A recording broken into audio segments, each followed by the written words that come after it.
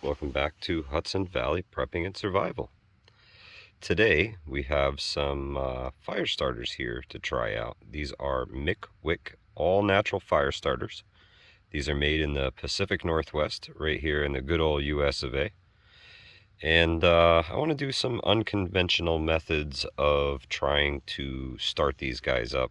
I mean, the obvious and the simplest is the Bic lighter, and there is no shame in starting a fire with a Bic lighter. But what if you didn't have a Bic lighter? Would you still be able to start one of these fire starters if you didn't have a Bic lighter? So we are going to test the old ferro rod and steel. I've actually got two different ones to try out. We'll see which one works best. And we're going to give it a shot and see if we can unconventionally light these MickWick all-natural fire starters. They are about, I'd say about 3/4 of an inch thick. They've got a very large wick on them for the most part, and they're all natural, so it says. So let's give her a shot. So one thing that MickWick has is a really cool website and a great description of how these MickWick fire starters are to be used. They want you to make sort of a log cabin and make sure you can put a little roof over the top there so that the flame is in contact with the wood above. And you know, there's quite a good bit of information here. No wood or byproducts, no tinder or kindling needed, waterproof and easy to use, no harmful chemicals. Yeah, so we're gonna see how they do. All right, so let's bust open a pack of these guys and see what we're working with here. Oh, nice, they are completely sealed up. That's cool. So that just adds to the waterproofness of the wax. Wax in its nature is waterproof, so anything that's well waxed should be water resistant at least, if not completely waterproof. And we'll give that testament a shot too. I'll grab a glass of water here, and we're gonna dunk one of these suckers and see if we can get it to light. So there's no way with a flint and steel that this is going to catch a spark. I honestly don't think there's any way.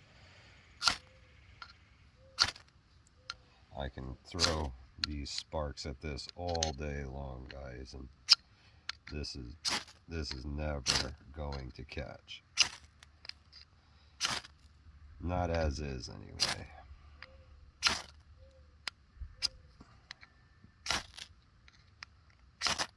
It's making a dent in some of the wax here, but I don't think.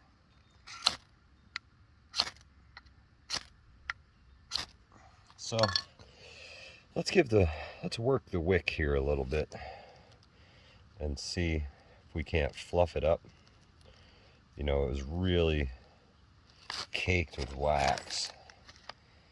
So let's see if we can fluff up the wick here a little bit and maybe actually get it to catch a spark.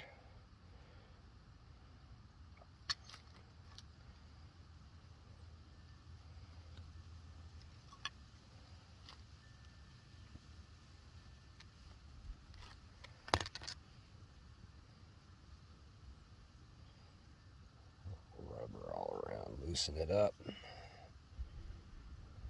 There we go. We've got some loose ends there.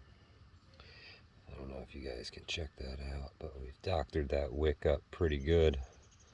So now we're gonna do the same thing and heave some sparks at it off our ferro rod and see if we can get that sucker to catch.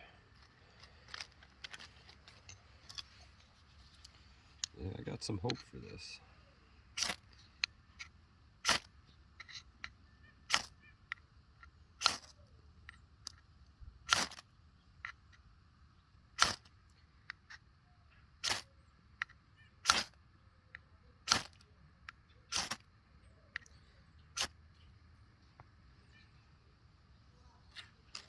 No dice so far, guys.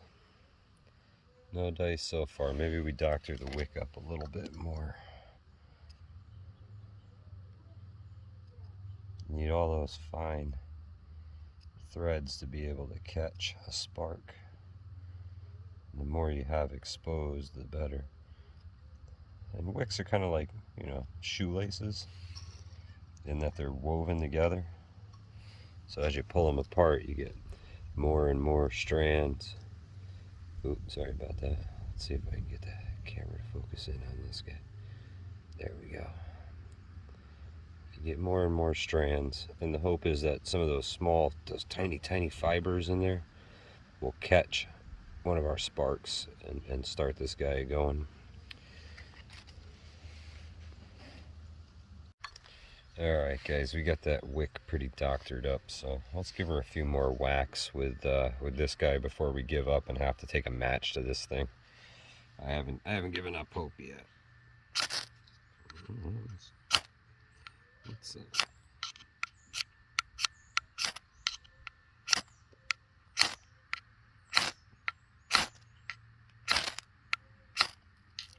Oh, got a little bit of hope there.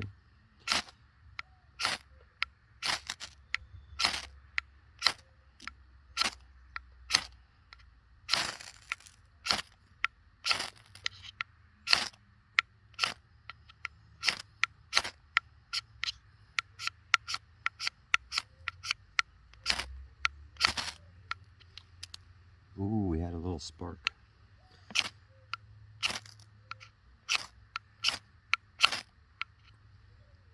Ooh, another one. We're getting close. Let's give her another little doctoring.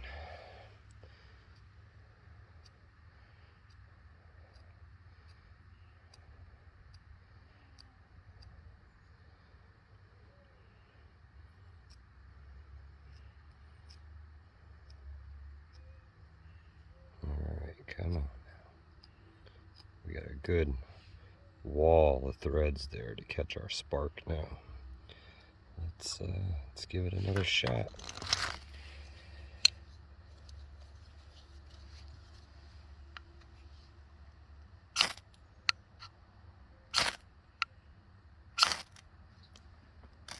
We did it.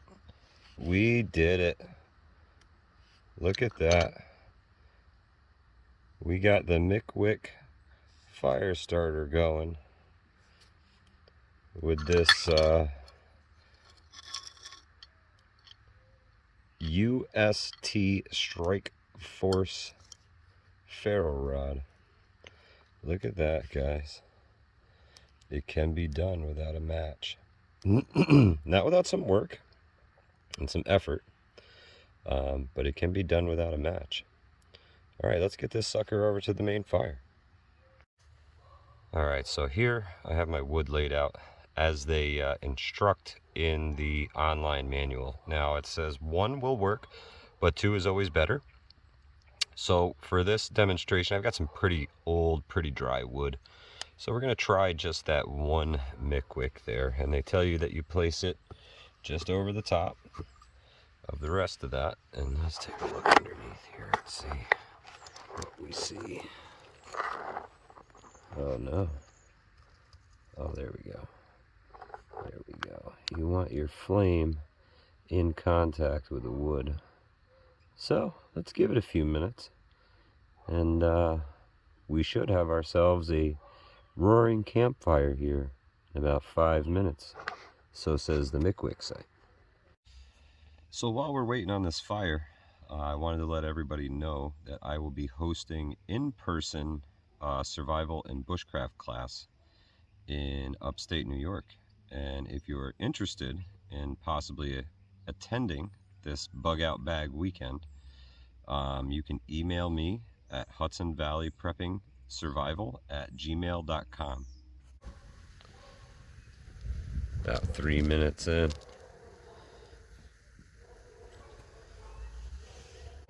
So now the whole entire MickWick just kind of ignited. The whole thing, not like a little bit of it. The whole entire top of it has gone up. which is pretty cool. It went from a little tiny candle flame to, you know, this 1.5 by 1.5 inch square of straight fire. It still hasn't quite caught the wood above it yet, however. That's solely the MickWick burning right there. It doesn't look like it's got a whole lot of time left on it. We might not have ourselves a fire here with one MickWick. You may need two to get this going. We're gonna see here, guys. Stay tuned.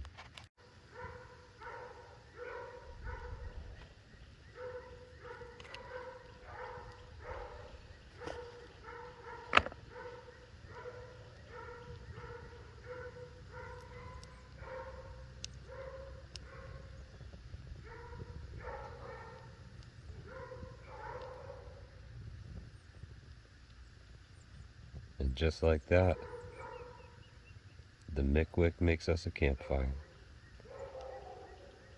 Very cool, guys. Very cool. I had my doubts. Honestly, I thought it was just a little votive candle, but it has proven me wrong. Look at that sucker go. Incredible. Fine job, MickWick. Fine job.